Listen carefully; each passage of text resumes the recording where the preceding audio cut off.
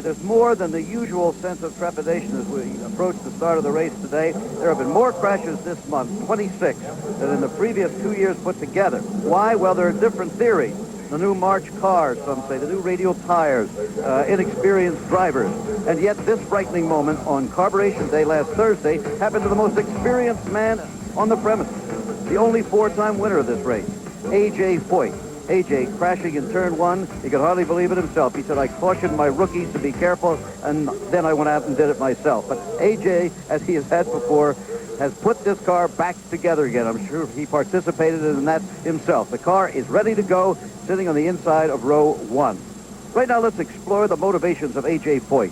Let's do it with Jack Arute. A father's love can come in various packages. If your name is A.J., it's a mini racer to run around your house. But love also includes lessons about life. I got away with a lot of stuff, but when I stepped out of line, it wasn't, now, son, you go to your room, you be good. I got the hell swatted out of my butt, which I respect, and it probably kept me from getting into a lot of serious trouble. The Foyt family philosophy of do it better than the next guy formed a tight bond between father and son, a bond that transcended public scrutiny. A.J. always in the spotlight and his father Tony in the wings, but never in the shadows. Regardless of the successes, Tony was there to remind his son of life's reality. My father never told me I ever drove a good race, never. But I guess with everybody else, he would die if somebody said something about me.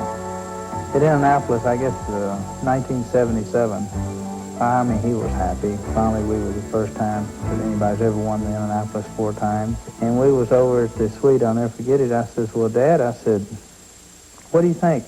Did I do a pretty good job today? You know, just cutting up. He looked at me, and everybody broke up at him. He said, I don't know about good. He said, you did fair. Through all the triumphs, Tony stood next to his son. But when Tony died in 1983, A.J. Foyt was lost for the first time in his life. It's bugged the hell out of me, I'll be honest with you. Because he's my right arm. He would probably be very upset that I let it bother me as much as I did. He was a hard man. He never showed emotion. Not that long ago, I'll be honest with you. I go to the cemetery quite a bit. A lot of times I get tears crying. You're not going to forget 49 years of love overnight. The mourning period was a long one. A thoroughbred horse ranch has helped ease the pain and provide new challenges, possibly for the time when A.J. finally hangs up his helmet. But the lessons taught by the elder Foyt continue in practice by A.J., and the memory of the father lives forever with the son.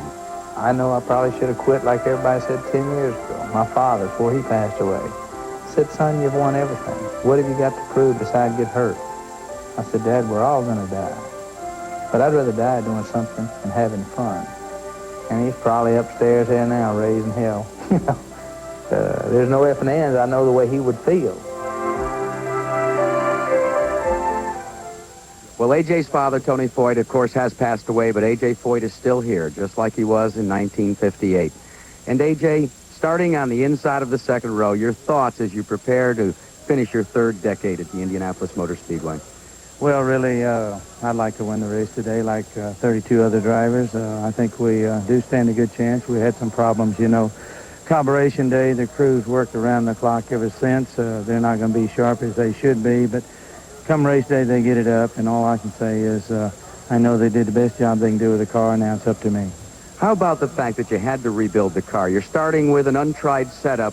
But what's interesting to me is the fact that a lot of the competitors came and offered help and assistance and parts and pieces. But what about you as the driver?